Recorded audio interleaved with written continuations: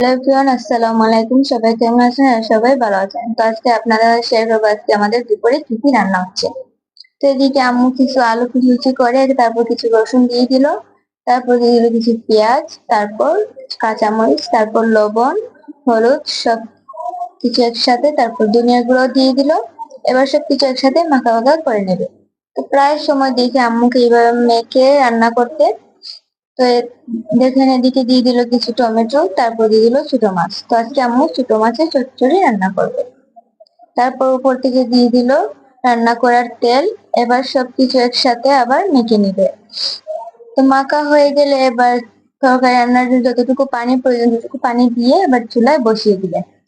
বসানোর পর এবার ডেকে রেখে দিলেন হওয়ার জন্য। তো দেখেন অনেকটা হয়ে এসেছে, তো আরো কিছু সময় বাকি। এবার একটু নেড়ে দেখছিলেন।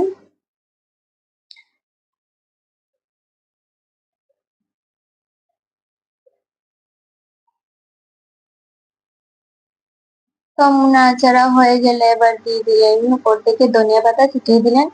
ধনিয়া পাতা দেওয়ার পর আরো কিছু ধনিয়া পাতাটা পুরো একসাথে মিক্স করে নিলেন। এবার দেখেন আমাদের ছোট মাছের চচ্চড়িটা রান্না হয়ে গেছে।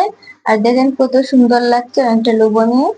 তো এই ছোট মাছের চচ্চড়ি কার কার পছন্দের খাবার অবশ্যই কমেন্টে বলতে ভুলবেন না। সঙ্গে একটা সাবস্ক্রাইব করে যাবেন যদি ভিডিওটি ভালো লাগে। আর লাইক করতে কিন্তু অবশ্যই ভুলবে না। আর তোমরা এইভাবে সাপোর্ট করে কিন্তু আমাদের আগ্রহ হয় ভিডিও করার জন্য। তো দেখেন এবার আম্মু আরেকটা ছোট কড়াই বসিয়ে সেখানে দিয়ে দিলেন তেল। তেলটা দেওয়া হয়ে গেলে এখন কিছু মাছ নিয়ে নিয়েছেন। এবার মাছের উপর লবণ, মরিচ, হলুদ গুঁড়া দিয়ে ভালো করে একসাথে মাখা মাখা করে নেবেন। তো মাছগুলো মাখা হয়ে গেছে। এখন দেখেন অন্যদিকে চুলার তেলটাও গরম হয়ে এসেছে। এখন একটা একটা করে মাছ দিয়ে দিলেন।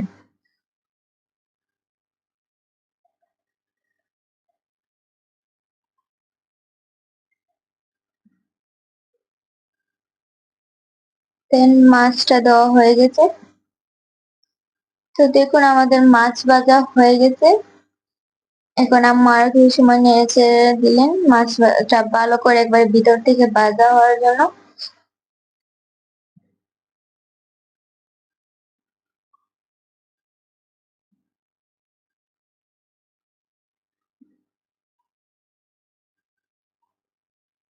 তো দেন মাছ ভাজা হয়ে গেছে। এখন আম্মু এগুলোকে নামিয়ে নিলেন। তো এখানে অনেকগুলো মাছ আছে। তো এবার আরেকটা কড়াই বসিয়ে দিলেন। বসানোর পর এবার দিয়ে দিলেন এখানেও পরিমাণ মতো তেল। তেলটা দেওয়ার পর এখন তেলটা গরম হওয়ার অপেক্ষায়।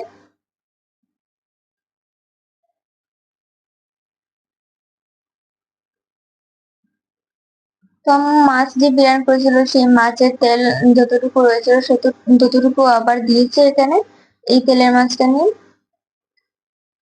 তো এবার দুটো তেলই একসাথে মিক্স হয়ে গেছে। এবার দিয়ে দিলেন কিছু রসুন বাটা।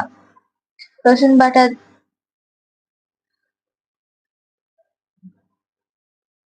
এবার দিয়ে দিলেন কিছু পেঁয়াজ বাটা। এবার এই পেঁয়াজ আর রসুন একসাথে মিক্স করে নেবেন।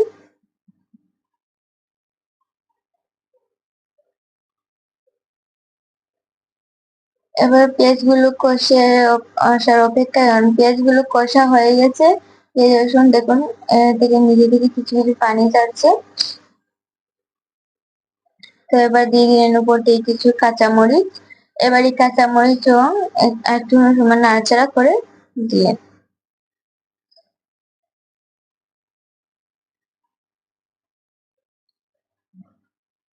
এবার আম্মু একটা বাটিতে হলুদ, মরিচ, ধনিয়া গুঁড়া আর লবণ একসাথে নিলেন। নেওয়ার পরে এবার এখানে কিছু অল্প পরিমাণে পানি দিলেন। এবার এগুলো একসাথে মিক্স করে নেন। তো এই টিপসটা আম্মু ফার্স্ট টাইম ইউজ করছে, তো আগে কোনদিন করতে দেখিনি। যাই হোক, হয়তো রান্নার ঝামেলা তেমন একটা কারণে আর মশলা একসাথে মিক্স করে দিচ্ছে। তো মশলাটা মিক্স করে ঢেলে দিল।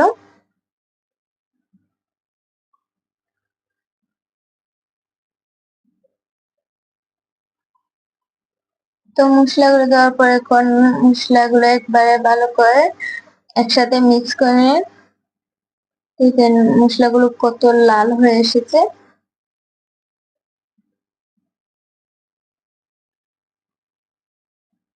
এবার আম্মু কিছু পানি দিয়েও নিয়েছেন যেটা আর দেখাইনি। তো দেন এদিকে আম্মু আলু কেটে রেখেছিলেন, অনেক কিছু আলু দিয়ে দিলেন। তো আলু দেওয়ার পর কিছু সময় গুঁড়ে রেখেছিলেন পানি দেওয়ার পর। এখন আম্মু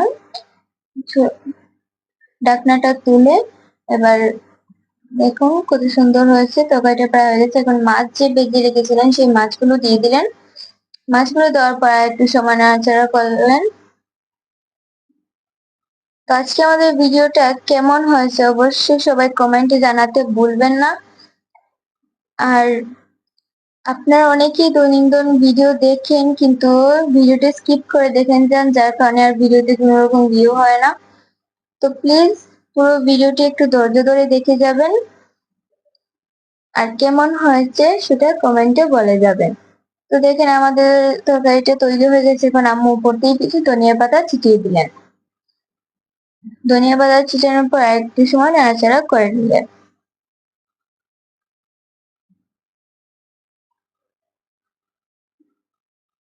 তো আরো কিছু সময়ের জন্য আম্মু ডেকে রেখে দিলেন। তো দেখুন আমাদের তরকারিটা রান্না হয়ে গেছে, কত সুন্দর লাগছে।